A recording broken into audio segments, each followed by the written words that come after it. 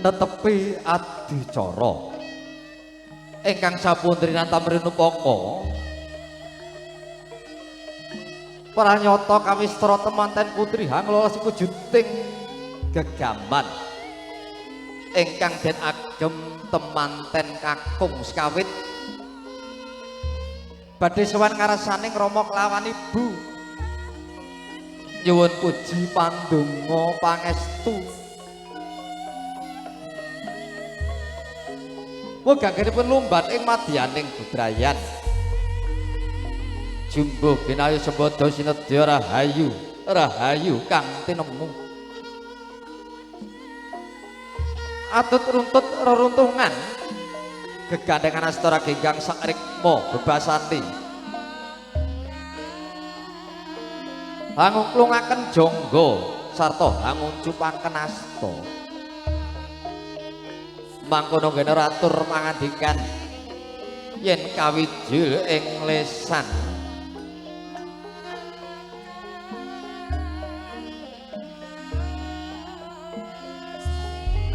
Rama sepinten kalepatan pun kemputra nyuwun agunging wilasaya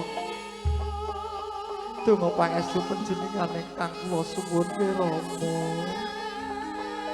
Cahayu kuyuk rukun nggonmu brayan ya Nduk. Ibu ngaturaken sembah pangabektos kula kunjuk nggih Ibu. Dereng saged belas kesanan panjenengan sampun dipun kersakaken kang dados gantilaning ati kula. Cahayu sing tak resnani rina wengi tak sunake nang ngarsaning Gusti. Ayem tentrem kon jejodohan ya Nduk. Kana nyuwun pangestu marang Rama ibumu sing saka ngami. Estokaken dawuh nggih Rama Ibu.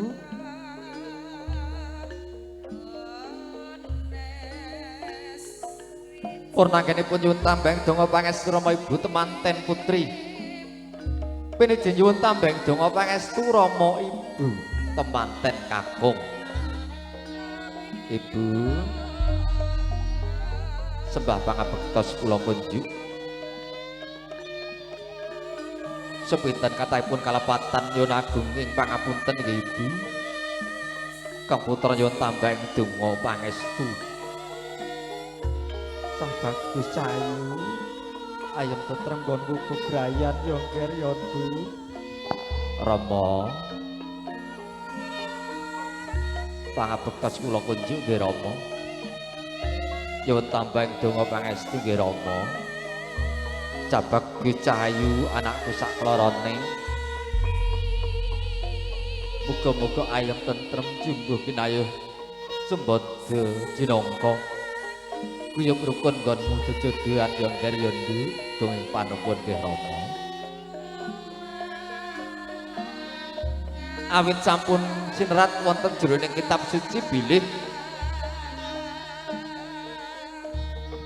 ridhanipun Gusti ingkang Maha Agung menika gumantung ridhaning Rama kelawan Ibu. Mila genira lumban madyaning bebrayan bakal antuk kamulyaning urip lamun taus pikatuk palilahing Rama kelawan Ibu. Tumuli sumangga wonten ngarsanipun ingkang kakung yekti pratandha suwijining wanodya ingkang bekti marang kakung. Tegese ora ana kang pantes dipun suwitani kejawi namung panjenenganipun nak Mas Bagus Teguh Ludi Pradita.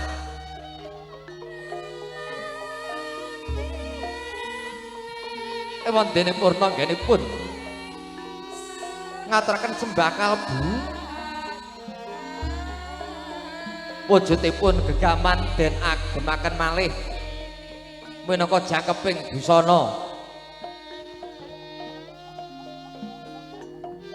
Tumuli kalajengaken wontenipun adicara tampa guna kaya utawi adicara kacar kucur. Adicara tampa gunakaya Bilih tanara ing madyaning keluarga tanggung jawabipun ingkang kakung paring nafkah lahir kelawan batin dumateng ingkang garwa kinasih ingkang kalebetipun gambaraken para kina rumiyin mawi uba rampen wontenipun beras kawak kacang kawak ing pangangkah ingkang dipun suwun mugi temanten sarimbit anggenipun lumban wonten madyaning bebrayan ngantosa kaken ninen tumuli kakanthi sowan wonten ngarsaning Bapak Ibu monggo Bapak Jainuri sarimbit kula aturi jumeneng sak perlu badhe hanampi sowanipun Kang Putra mangke dipun tampi sareng monggo dipun tampi sareng Bapak kalih Bu bektinipun ingkang putra dumateng tiyang sepuh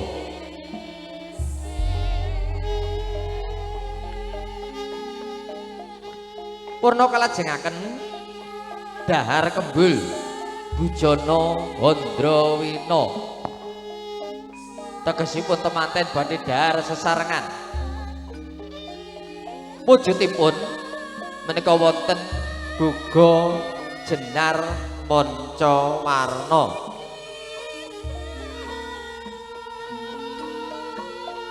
ingkang putri Dulang ingkang kakung tumuli ing mangke ingkang kakung Dulang ingkang putri tegesipun wonten ing madyaning keluarga raos bungah raos susah raos abot napa enteng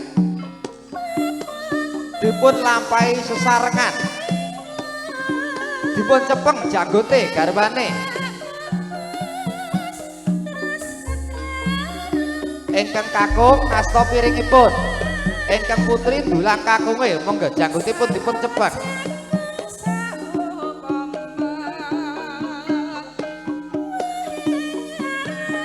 kalajengaken dulang-dulangan monggo dulang-dulangan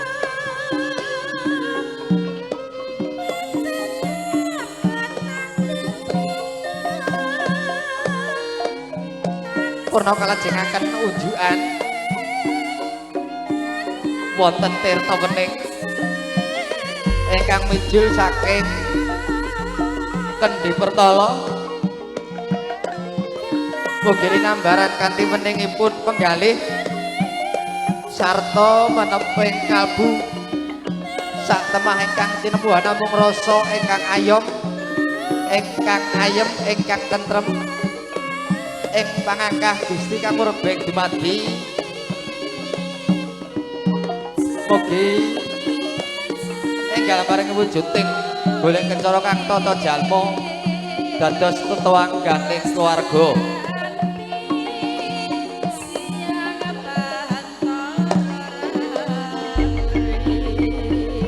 dipun unjuk piyambak majeng datang kamera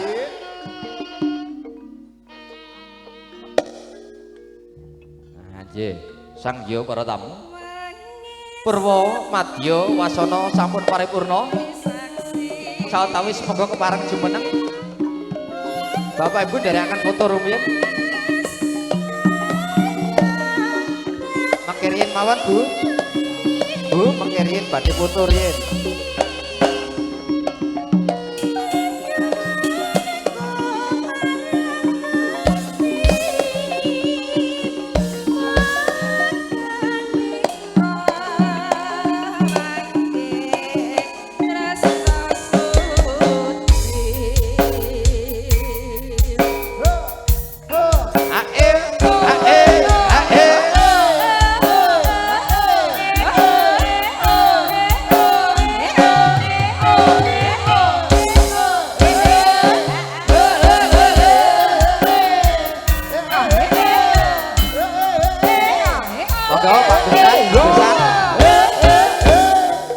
Pak pisan monggo derek foto.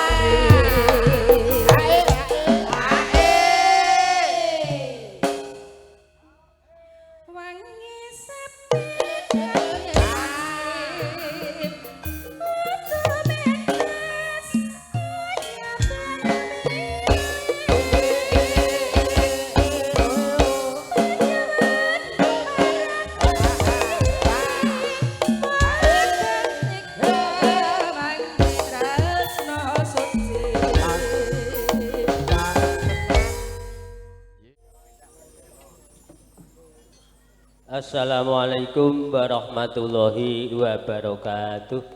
Waalaikumsalam warahmatullahi wabarakatuh. Alhamdulillahirabbil alamin. Assalatu wassalamu ala anbiya'i wal mursalin wa ala alihi wa sahbihi ajma'in. Qala Allah ta'ala fi kitabil karim. A'udzu billahi minasyaitonir rajim. Bismillahirrahmanirrahim. Ya ayyuhan nasu inna khalaqnakum min dzakari wa unsa wa ja'alnakum syu'uban wa qabaila lita'arafu inna akramakum indallahi atqakum wa qala nabi sallallahu alaihi wasallam barakallahu wa baraka alaika wa jama baikama fil khair. Al hadis amma ba'du. Ulama anal kiram dumateng para alim, para ulama, para yai, dalasan ibu nyanyi, bapak ustad, dalasan ibu ustazah lan sedayanipun khususipun ya punika seni kerawitan Purnawa Laras ingkang kula hormati, wabil khusus panjenenganipun ingkang mekepugati panjenengan Bapak Jai Nuri sekeluarga siang menika ingkang kita cintai. Sumangga Bapak Ibu kanthi ngawali atur wonten ing siang menika kita ajak sareng-sareng ngunjukaken raos puja puji syukur dumateng ngarsa dalem Allah Subhanahu wa taala. Dene menapa siang menika kita sampun kairadahaken dening Allah taala saged bermuajah, saged berkumpul wonten ing mriki panggenan kanthi sehat walafiat, mboten wonten alangan setunggal punapa-punapa. Pramila monggo Bapak Ibu belenggah sami syukur kita dumateng Allah taala. Kita ikraraken sareng-sareng kanthi mas hamdalah sareng-sareng. Alhamdulillahirabbil alamin. Nomor kalihipun rahmat sarta salam mugi kunjuk katetepaken dumateng junjungan kita Nabi Agung Muhammad sallallahu alaihi wasallam. Panjenenganipun kang sampun didik umatipun awit zaman kebodohan, zaman jahiliyah ngantos zaman sakmenika, zaman ingkang serba modern, serba canggih. Ngantos para winasis mastani awit zaman godhong ngantos tegi zaman plastik ya. Sakniki daharan napa-napa mboten enten sithik buntel ngangge godhong. Estu napa mawon buntele plastik saking zaman modern. Pramila monggo kita mboten kusupan maos selawat Allahumma sholli ala sayyidina Muhammad wa ala ali sayyidina Muhammad. Nomor 3-nipun kaula kumamantun cumantaka wonten ing mriki panggenan mboten sanes gempil kamardikan panjenengan sami awit menapa siang menika saweg wawan pandikan kalih kadang rawang iso tetepangan iso kumpul iso jejagongan kalih kadang menika. Pramila kula mawantu-wantu nyuwun pangapunten ingkang sak kathah-kathahipun.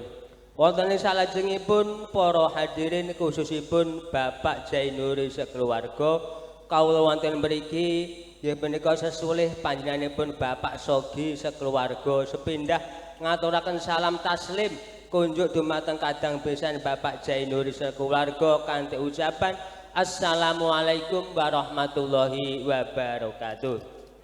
Wonten ing salajengipun kanthi kacan salam nggih punika kawula mriki minangkani Bapak Sogi sekeluarga awit menapa Bapak Sogi sekeluarga nggih menika saweg nampi nikmat saking kersa dalem Allah Subhanahu wa taala mboten kuwawi matur piyambak namung kandhek wonten ing jaga kemawon. Sepindah malih nggih menika minangka wakil Bapak Sogi ngaturaken masrahaken nggih punika putranipun ingkang nami nggih menika Mas Teguh. Wonten isah menika sampun sah menggahipun agami, sah menggahipun nagari pramila wonten ing pawiwahan siang menika kawula pasrahaken sumangga sedayanipun kanthi ucapan nggih menika bismillah tawakkaltu 'ala Allah la haula wala quwata illa billahil aliyil azim. Kawula pasrahaken sedayanipun dos pundi mengke caranipun tiyang mriki nggih menika ndidik gulawentah putranipun nuju dumateng nggih para keluarga ingkang sakinah mawaddah warahmah mboten wonten alangan setunggal punapa dos pundi mengke kawula sumanggaken dumateng panjenenganipun Bapak Jainuri sekeluarga. Wonten ing salajengipun singkat kemawon nggih menika kawula sak rombongan Bapak Sogi anggenipun nderekaken temanten nggih punika ngantos mblabar ngebaki ratan kathah sanget estu kathahipun para penderek temanten mbok bilih ten mriki wonten trap sila sopan santun muna-muni ingkang boten mahanani dumateng manah panjenengan sami mawantu-wantu nyuwun pangapunten ingkang sak ageng-agengipun. Ugi malih Bapak Jainuri mangapunten lan pangapunten wau duginipun radi telat ngalih-ngalih niku banjir mboten estu kenggiranipun jam 8:15 angger metu ndi kok banjir lah niki kan mboten dik sengaja nggih. Ya. Wis teko cedhak gong benderan moe kon metu ngarep balik neh lah. Awake dhewe manut infone Gusti Allah kon ngalor ya ngalor, ngidul ya ngidul pun menak niku nggih to. Pramila estu Bapak Ibu wonten mriki kula mengki sak rombongan mbok bilih sampun purnanipun pawiwahan kawula sak rombongan nyuwun pangapunten lan nyuwun pamit pindah mbok bilih pamit kula awit dalem mriki ngantos dalemipun piyambak-piyambak sowang-sowang boten wonten alangan setunggal punapa-punapa amin. Pramila kula akhiri semanten billahi taufik wal hidayah wa ridho wal inayah. Wassalamualaikum warahmatullahi wabarakatuh.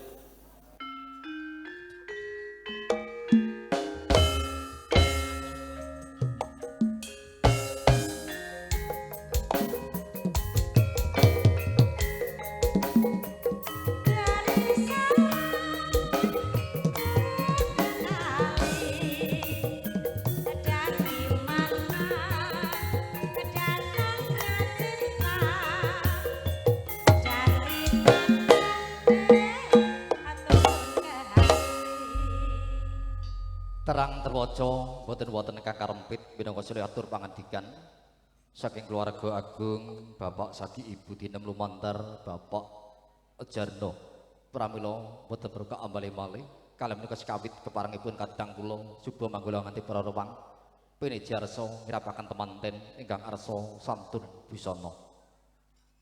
Pucung mawon Mas, pucung.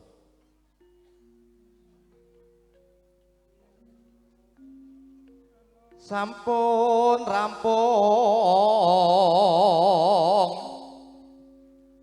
sang manggala ngenya dawuh mring prawadya bala Wastina yata lan katiti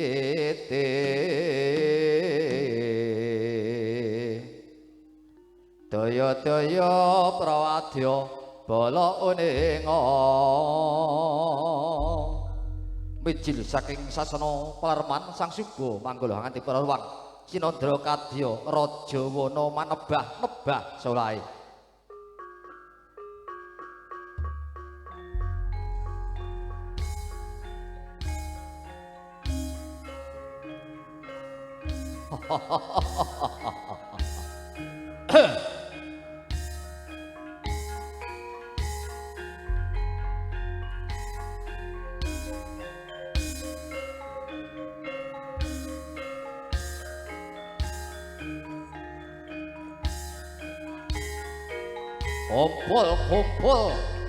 kumpul alun-alun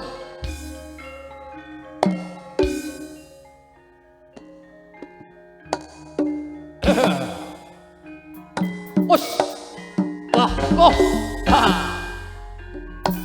us lah lo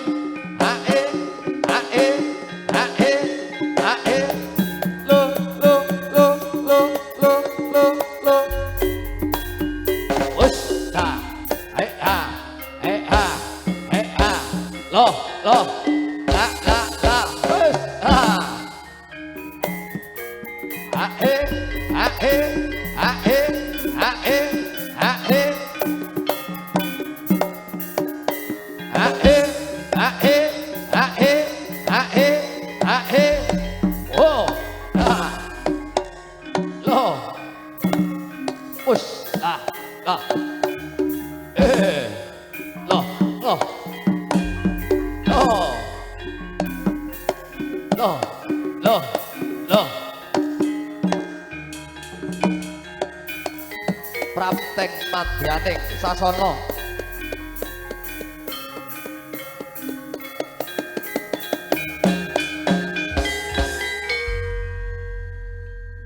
suka sasipita miring sikaring panggiya arsa jengkar pelanggan manjing wonten ing bebengkaran monggo Mbak Yu padang bulan mawon wangsulipun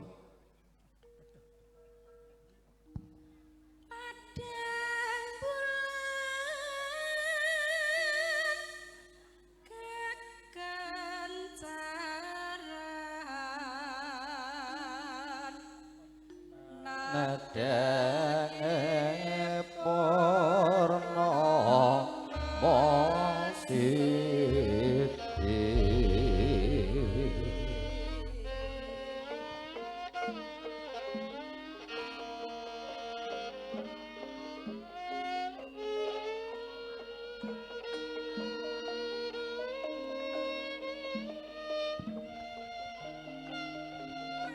Piniji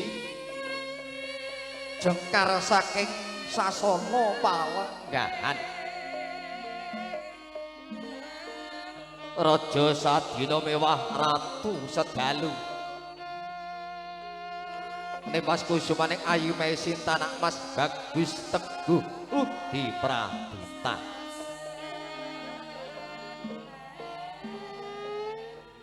ingkang arsa kirap tulat edi endahing budaya kang wus kuncara ana ing tanah Jawa kapurwakane minangka pangarasaning laku suga sae manggala pangarsa panjenenganipun Raka Mas Unyil kondhak kalongo ana ing kita desa-desa lan wana-wana piyantone sak Dumas ing madya mangun karsa gegandengan asta raginggang sakrikma ing kekagung sumbaga wiratama ngasta wangkingan warang koladrang selo cetha ngalela sak driji gedene rinengga oncen-oncen sekaring melati ebah-ebah lamun lumampah ingkang putri Dasra Warni kadherekaken para kadang Dumas Manggala inggih keteng ayak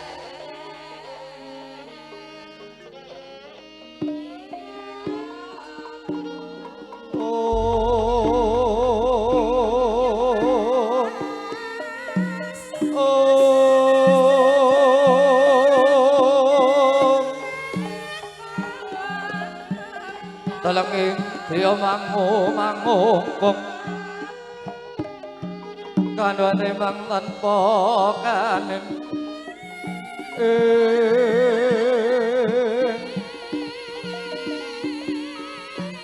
ingkang arsa lukar busana manindra dumati satriya tama piniji kang wis prapteng madyaning sasana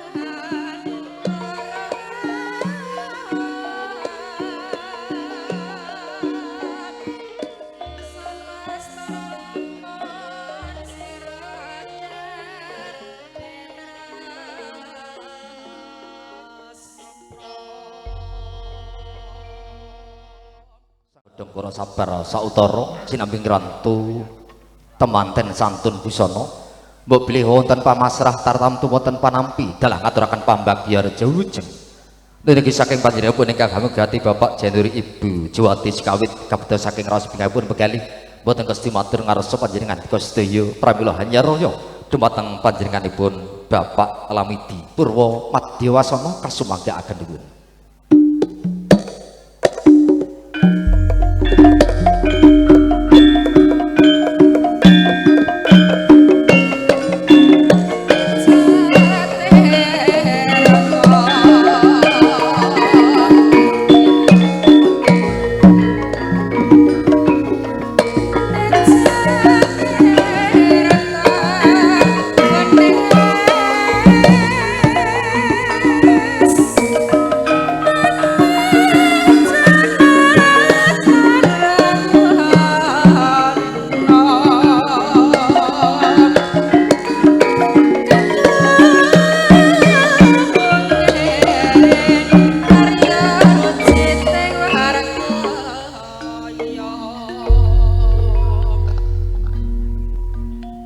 Assalamualaikum warahmatullahi wabarakatuh. Bismillahirrahmanirrahim.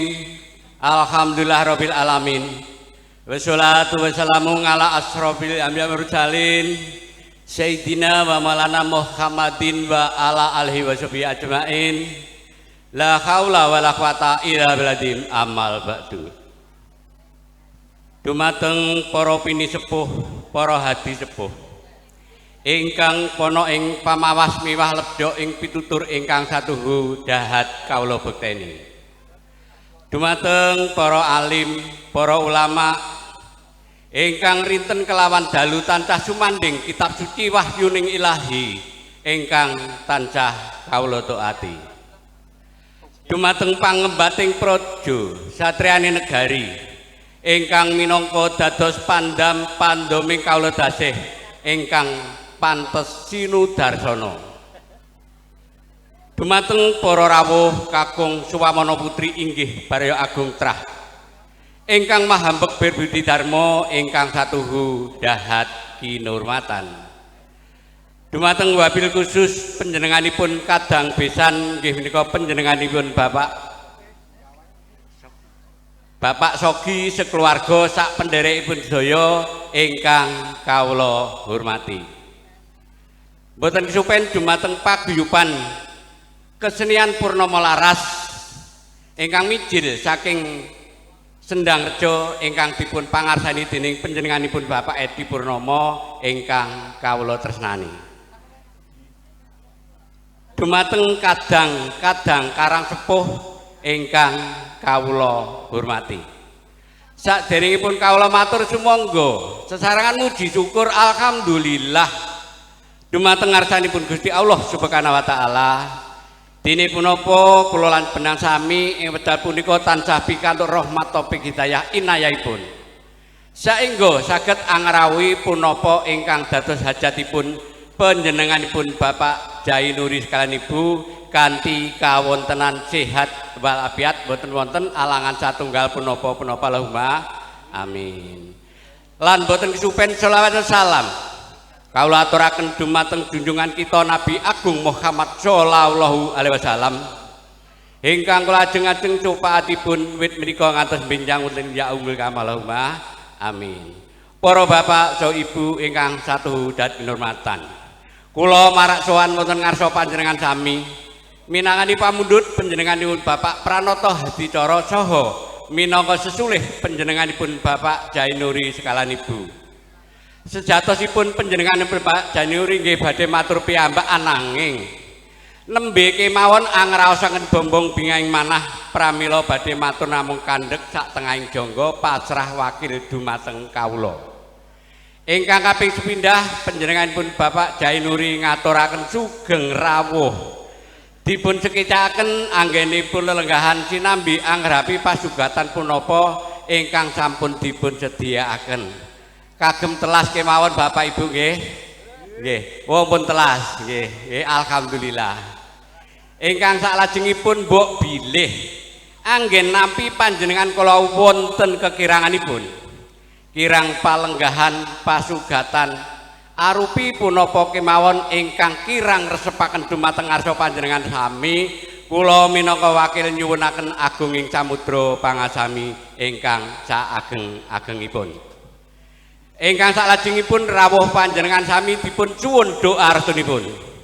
Mugi-mugi anggenipun kagungan hajat Bapak Jai Nuri nikahaken ingkang putra sageta lancar manggih kawilujengan kalih sing sami kala sak menika ngantos sak lami-laminipun. Lan Bapak Jai Nuri nyuwun doa restu panjenengan daya mugi-mugi kanthi doa restu Bapak Ibu daya niki mangke saged terang ngantos binjing-injing Pak nggih. Nggih. Soalipun nek dongane tiyang kathah niku mesti mandi nggih. Pramila nyuwun doa restunipun mugi-mugi saged terang sak menika ngantos binjing enjing. Ingkang salajengipun panjenengan Bapak Jai Nuri matur agunging panuwun dumateng sanak kadang mitra tangga tepalih ingkang sampun paring pambiyantu dumateng panjenenganipun Bapak Jai Nuri. Bapak Jai Nuri namung saged matur agunging panuwun ingkang saageng-agengipun. Mugi-mugi peparing panjenengan kala wau dados amal ibadah ingkang tumuju dumateng kesaenan. Lan mugi-mugi pikantuk piwales saking ngarsanipun Gusti Allah Subhanahu wa taala jumbuh kalian amal kesaenan panjenengan kala wau. Para bapak saha ibu ingkang satuhu dan kinurmatan. Ingkang salajengipun kala wau wonten pasrah Sri Atmaja pinanganten kakung saking panjenenganipun Bapak Sogi ingkang mijil saking Ngawi lumantar panjenenganipun Bapak Sujarwo. Kala wau ingkang kaping sepindah ngaturaken salam taklim kunjuk dumateng panjenenganipun Bapak Jainuri. Ing mriki dipun wangsuli waalaikumsalam warahmatullahi wabarakatuh. Ingkang salajengipun kala wau wonten pasrah Sri Atmaja pinanganten kakung dipun pasrahaken sak wontenipun Bapak Ibu nggih, pasrahaken sak wontenipun supados dipun paringi pitedah saha piwulang amprih saenipun. Sak mampunipun panjenengan Bapak Jainuri kan Ibu nggih dipun paringi pitedah saha piwulang amprih saenipun. Ananging dawaha sesami-sami. Mbok bilih Sri Atmaja pinanganten sarimbit tumandhak wonten Ngawi wonten dalemipun Bapak Sogi kula suwun kanthi sanget kersa paring pitedah saha piwulang amprih saenipun. Ingkang salajengipun kala wau ngaturaken kelepatan. Boten wonten ingkang lepat Bapak Ibu nggih, boten wonten ingkang lepat dawaha sesami-sami. Ingkang salajengipun kala wau mbok bilih sampun paripurna badhe ngersakaken kondur. Menawi panjenengan kondur menika Bapak Jainuri awrat sanget Pak. Awit panjenenganipun Bapak Jainuri ngrawuhaken paguyuban kerawitan Purnama Laras. Gek niki kondange sak Jawa Timur. Supados lelenggahan ngelaras kados pundi olah kridanipun kerawitan Purnama Laras. Ananging mbok bilih wonten pakaryan ingkang boten saged dipun tinggalaken panjenenganipun Bapak Jainuri sekeluarga namung saged nderekaken sugeng kondur. Mugi-mugi kondur panjenengan saking griya mriki dumugi dalemipun piyambak-piyambak tansah manggih kawilujengan kalih sing sambikala sak menika ngantos sak lami-laminipun. Lan semanten ugi sak kondur panjenengan saking griya mriki mugi-mugi keluarga panjenengan Bapak Jainuri para rawuh sedaya nggih semanten ugi tansah manggih kawilujengan kalih sing sambikala sak menika ngantos sak lami-laminipun. Ingkang salajengipun kula minangka wakil kadang-kadang Karang Sepuh mbok bilih anggenipun lados ngarsa panjenengan sami wonten kirang sopan santunipun subasita ingkang dipun nggoda lan boten kula minangka wakil nyuwunaken agunge samudra pangasami ingkang sak ageng-agengipun. Kula kinten kula mboten saged matur ingkang kathah-kathah, kula cekapi semanten atur kawula mbok bilih anggen kawula matur kala wau wonten tumpang sohipun saha klentah-klentenipun kula nyuwun agunge samudra pangasami ingkang saageng-agengipun. Awit kula nggih manungsa limrah boten sepi saking kelepatan. Cekap semanten atur kawula wabillahi taufik wal hidayah. Wassalamualaikum warahmatullahi wabarakatuh. Nuwun kawula nuwun.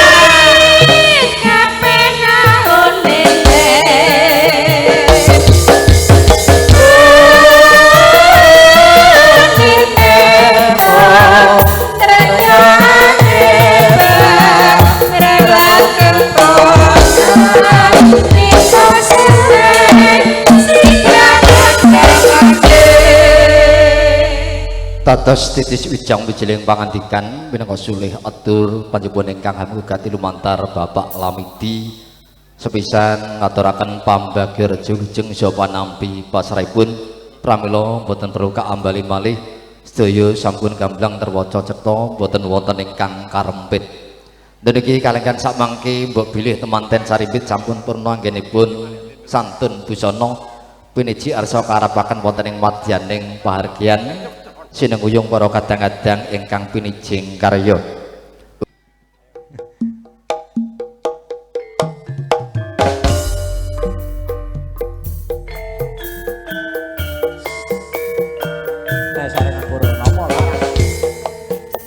RSD Audio Suara Dimong 106,8 MHz 106,8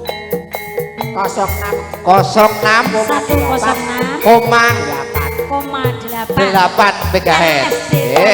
Dipun berikan wonten radio.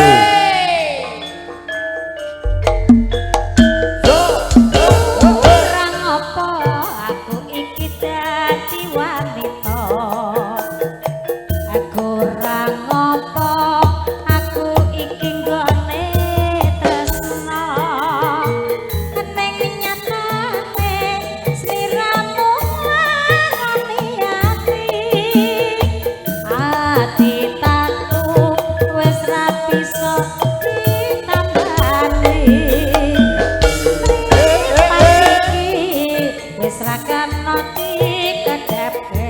lara piye yen ta weruh sliramu jajar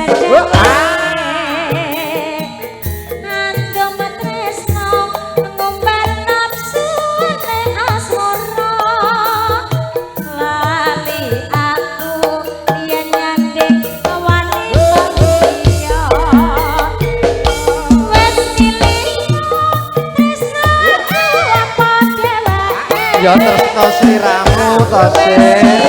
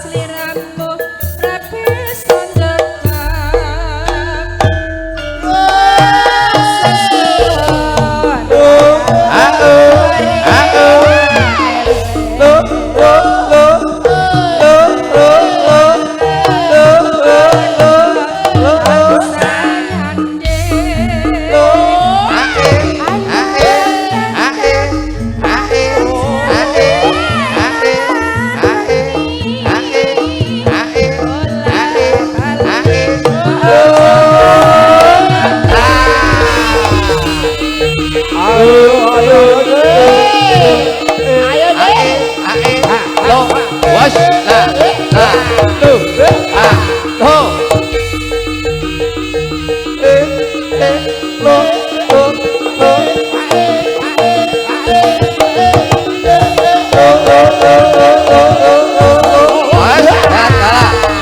Ayo. Oh, banget. Loh, lah, le, wah, tuh, lah, le, tuh,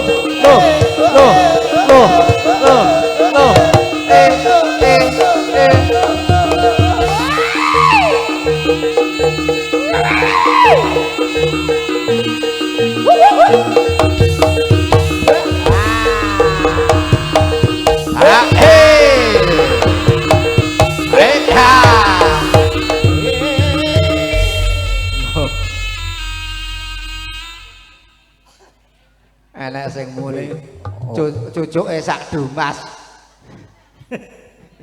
Wingi arek kopro malih jane wingi, Mas. Arek kopro malih lha dadi di WC udah bagus ki. Lah iya, Kan maju, saiki arep mundur kopro. Arep mundur. Arep mundur jane wingi. wong ora ngentek ning nggon lho. Lah iya. Cucuk ngene gedhe dhuwur ya ngene iki. Ya. Alhamdulillah. Jan Mas Huma Piye? hebat. Wonten dusun pundi niki? Dusun Babatan. Babatan. Wah. Kondang pentole Mbah No. Nah. Kondang pentole Mbah No. Babatan. Lah, kita wonten dalam sinten niki Kang Mas? Panjenengan Bapak Jainuri. Oh, Pak Januari. Bapak Jainuri. Oh, alah Pak Januari, maksudnya lahirnya pas Januari. Iya. Nggih, alhamdulillah rabbil alamin kaseng kuyung kalian kadang kula purnomo laras. Wah, jan hiburan top markotop ngregengake swasana hebat berkualitas. Masalah harga bisa dinego. Lho. Tenan. Hebat to ngene Pak Pur iki apa-apa njaluk lho iso. Ngene iki Ya. ngene iki kaya sentek. Wis entek. Derek kenyangi. Menawa ya dijaluk nggih bodo nggih ngenane lho. Iya to. Tekono Badan. Pesinta kae kaya. Nggih. Pokoke sesarengan napa sound sistemipun dipun RSD. RSD. Wah, hebat. Periasipun kondang kaloka Ibu Sulika Dimong. Dimong. Wah, hebat pokoknya rias kalau luar biasa. Nah, Nggih, sapunika adzan. nggih.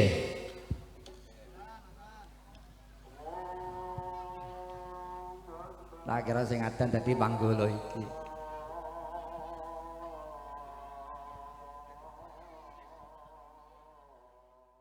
Purna Mas. Nggih. Nggih.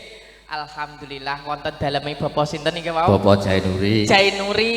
Wah menangkane mbalake krama putra lan putrinipun. Inggih menika Mas Teguh ugi Mbak Sinta. Nah, Wabil khususon buat mempelai berdua saya mengucapkan selamat menempuh hidup baru, semoga menjadi keluarga yang sakinah mawadah warahmah. Allahumma amin. ya Mas mantene Mas Piye? sing kakung ya Allah. Piye? Sing Mas kakung. Teguh iki ya hobine sepeda motoran. Lho, tenan. Nalika sik muda senengane hobi motor. Motor. Mula kuwi nenggok hari spesiale di hari pernikahan disediakan modifikasi sepeda motor CB. Walah, tak membuktikan bahwasanya Mas Teguh itu cinta dengan hobinya. Tak kira kowe kalek nggo hadiah. Hadiahmu piye? Padha karo awakmu biyen. Iya. Nalika jen nom-noman, Lho. awakmu ya seneng dolan, hobi dolan. Hobi dolan. Lah contone dolan ning nggo gudhe, Lho. ning goyangan. Mondok, Mas. Mondok. Kok iso mondok ngono kaya? Ambene kono kuwi anak pondok lho, Mas. Mula kuwi wis dadi panten ya mbok pajangi kaya ngono kae. Makane. Iya. Ning piye? Pripun Mas? Alhamdulillah saderenge kelantur-lantur kula ngaturaken salam taklim kagem para pirawuh. Nggih. Assalamualaikum warahmatullahi wabarakatuh. Waalaikumsalam warahmatullahi wabarakatuh. Wabil khususan a'udzu billahi minasyaitonir rajim. Bismillahirrahmanirrahim. Nah, iki. Allahumma sholli ala sayidina Muhammad wa ala ali sayidina Muhammad. Barakallahu laka wa baraka alaika wa jama'a bainakum fi khair. Mugi-mugi anggenipun bebrayan agung tansah pikantuk berkah karma saking Gusti Allah. Allahumma Amin. dipun paringi rezeki ingkang kathah ingkang barokah anggadhahi putra putri ingkang soleh lan solehah. Allahumma Amin. Wah jan hebat. Aku percaya pancen kowe yo nate mondok. Lho Mas. Gontor, pirang tahun gontor. Gontor Mas 7 tahun aku ki. 7 tahun. Penggane kok kisor terap tapi budidaya wonten agama ya tak ngalih neng Tebu Ireng. Neng Tebu Ireng 3 tahun Mas, jangkepe 10 tahun. 10 tahun. Kurang marem.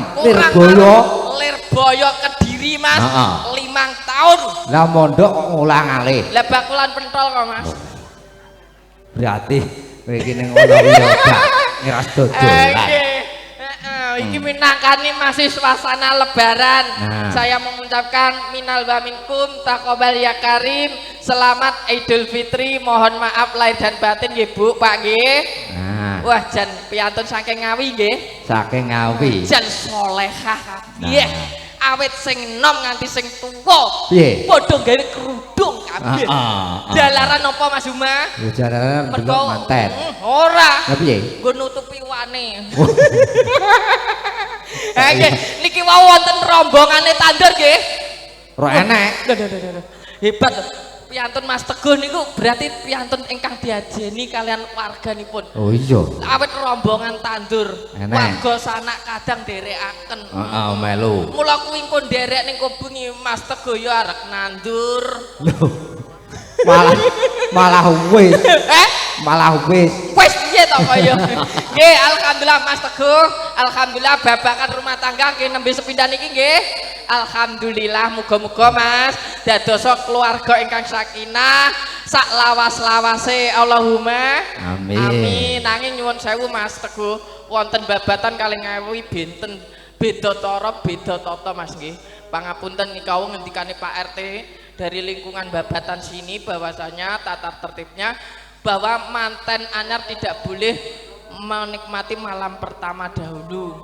Loh, masalahnya apa? Loh, jalaran cuwun sewu Mas, niki wau sidak saya ke dalam rumah Bapak ingkang kagungan kersa, saya melihat sendiri bahwasanya ada 3 kamar Mas.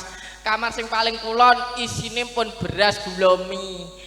Lah sing nggo etan isine gawan kanggone jenengan. Karek siji Mas jane ya dicawisne kuwi. Iya. Isine tibakno ya rangginan gedang jadah. Oh, iya. Dadi melok oleh-olehan karo Pak Edi Purnomo iki. Iya no. Nggih niki wonten kadang kula do Mas kalih manggala kalih. Wah jan hebat nderekaken rias Ibu Sulika. Niku wah tidak menguang-uai adatnya Jawa. Tradisionalnya sangat kental. Kula kuwi ayo kene kadang kula do Mas kalih manggala ayo Mas. Mas manggala. Sakderenge kondur kudu joget dhisik. Ayo. Yo, kowe klebokne apa to jane? Bocah loro kok uwek kae ning kono. Ya, rene. Wis. Wis joget bareng. Ayo. Aduh. Ngadeg, Mas. Lah, ngadeg. Lah, bocah nak ra gelem geret ta ning ene. Biasa. Jadi wayah tamping galeng ya ngono. Kok iso tamping galeng kowe iki? Bocah bagus. Ora kon ngadeg kon maju. Lah. Ya ta, maju Mas, maju. Kowe krungu maju ora? Maju. Oh, maju iki kene sik. Kuwi kok lurus nabrak kowe kok. Lah. Panggolane ya bagus-bagus. Cocok iki mau ketoke request manten. Ya Allah jabang bayi. Piye? Madhep rono. Lah. Ngono lho. Mas. Oh iya. Di zoom biar kelihatan wajah aslinya itu gimana. Ya Allah. Piye? Mbok tambani dhewe ngono to. Terus iki Dumase sing ditari engko ngersake lagune apa? Manggolane kok sih? Ya bareng pisan kok. Oh ngono tapi urusono lho ya. Ora melok aku kok. Ya kene sik, cewek sik. Ya Mas Pedare. Tiwul Wonogiri Mas. Najan Gisul Meraati. Nah, Domase imporan saka Cina. gingsul. Heeh. Bojomu kan gingsul songo ya. Iki merongos, Mas. Oh. Menyek iki kaya Iya. ngono ya mbok omongne wong ngawi pokoknya enek kru tandur berserikat. Lah piye gingsul kok songo? Namanya siapa cantik? Arda. Mbak Mbak Arda. Mbak Arda. Satunya namanya siapa? Endang Silitonga. Oh, Endang. Piye sik baleni? MC-ku kurang cetha. Endang Silitono. Siapa, Mbak? Endang Silitonga. Nah, iya toh. Lah, Endang Silitono. Silitono. Piye toh? Silihono. Oh, alah iya. Dadi bocah ki asline kok nyilai sik ngono lho. Oh, heeh. Niki mengke joget nggih. Oke. Lho. Mriki iki babatan Mbak umume khususe Domas kuwi wajib ben joget. Wajib ben joget. Lho. Lah saiki ana pertanyaan. Nek ora gelem joget ora apa-apa. Awakmu gelem joget apa mboten? Awakmu purun joget apa mboten? Mboten saestu? Mbak Arda mboten joget? Mbak sapa mau Silihono? Heeh. Joget apa mboten? Joget. Joget. Nah, nek Mbak Arda gak joget gak apa-apa. Awakmu gak joget nggih? Sing penting jungkir walik ping 3. Kok yo nggih joget. Joget bareng. Sedaya kali manggolone. Nek bocah ki modele kok kaya foto di arti foto ngono ya kaya. Mas. Jenenge sapa, Mas? Pak? Tak mikir. Mikir sih, tak mikir. Jenenge mikir. Jenenge mikir. Jenenge mikir. Ya oleh. Jeneng mikir ki yo enek kok. Sinten Mas namine? Iya iya. Sijine. Siapa Mas? Patok Gasurono. Oh. Jenenge Patok Basurono. Oh iya. Kuwi padha karo stres. Wong ngerti patok kok digasuri. Gasuri. Iya. Joget langsung ae Mas sesarengan Purnomo Laras. Yo. Joget lagune napa? Piye? Oh ngono. Lah aku napa mbok anu? Terus rumahsamu aku karo mbok pek matiku napa piye? Iya wis. Ayo joget sembarang ya. Derek Purnomo Laras ya. Oke? Siap? Ayo sih. Oke, barengan. Oke, ya agak sini Mbak Siliono. Ya bocah kok nyilihi ya to. Kuwi nek munine ning kono Siliono mbok iya ngono. Lah kok iso muni iya ki? Lah Siliono. Lah kowe kudu nyilih ae kok. Gak. Lah sing mbok omah kok ya. Derek saking Purnomo Monggo Laras. kadang saking Purnomo Laras. Ya. Ayo sih, dandutne sih. Mbak Paning sih. Siap-siap yo. Oleh jungkir balik. Ora apa-apa, Mbak Arda. Oke. Ya. Oke ya. Lewong. Ya wis. Ya, jaranan ya. Jaranan nggih. Heeh. Anu Mas Unyi. Injih, Mbak Yu. Itu coke sing ngodot keris, Mas. Disiapne kon jaran. Oh. Kon dadi jaran, Mas. Arep dadi jaran. Kerise. Ya. Sampun aman. Lah kuwi sitoke wis melilik wi. Wis aman. Wis, ya. Yo, jaranan yo. Yo.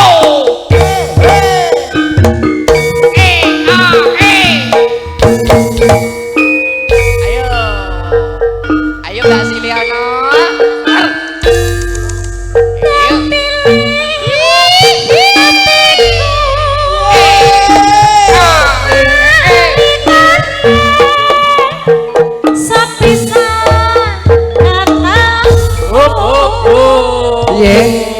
Kaya ngendek biasa to, Mas. Piye kuwi bocah klebyuh. Piye to Nyil?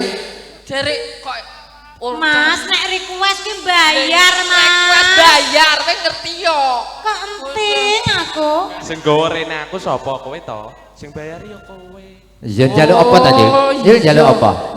Dadi aku sing bayar. Anu nek golek manggala ki sing cilik sing gum Jawa. Iya Mbak bodho jalukane serampat Pak Pur pangapunten. Oh iya wis. Serampat ora joget jare. Ya. Yo, adake yuk sesarengan Purnomo Laras. Yo.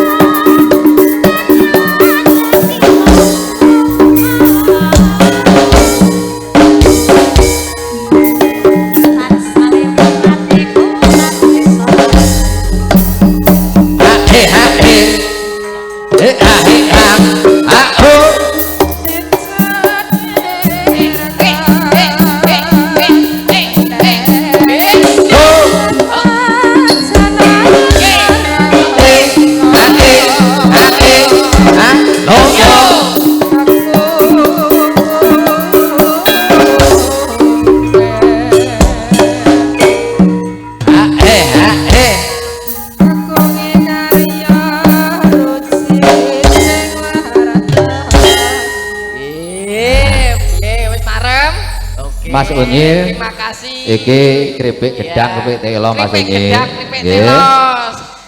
Pun kundur, sik iki sing cewek piye? Joget napa mboten? Mboten. Malu, iya malu. Malu. Mbak ada juga malu. Oke. Mbak Wehono juga malu, Mbak ada juga malu, biar hilang kemaluannya, hilangin kemaluannya ya. Wah, iki kok ya. Ya maksudnya ben hilang Ya, malunya. parang ngono. Nggih, matur Nggih. sembah nuwun nggih. Alhamdulillah. Foto. Nggih. Nah, Kunjuk Bapak Janduri Sarimbit, jo kadang pisan monggo kula aturi wonten ngajeng. Kula aturi wonten ngajeng, kadang pisan kula aturi wonten ngajeng monggo. Bapak Janduri Sarimbit kula aturi wonten ngajeng, monggo ingkang badhe foto saged foto kalian temanten Sarimbit. Ngoten nggih. Monggo. Wonten ngajeng Pak pisan kalih Bu pisan. Mangke mobile badhe jawat asta para kadang ingkang sami rawuh. Ingkang badhe foto mangke saged wonten ngajeng. Ngoten nggih. Sang ya para tamu Purwa Madya Wusana sampun paripurna paregyan agung rikalenggan rahina punika kula minangka pranata acara mbok bilih wonten glonyak glayu ing tumindak suba sita kirang tata krama sarta galap kang juling ukara kirang ing parama sastra tumadah rumateng sih wilasaya puji pandonga pangestu panjenengan mugi tematan Sarimbit tansah reruntungan anggenipun bebrayan.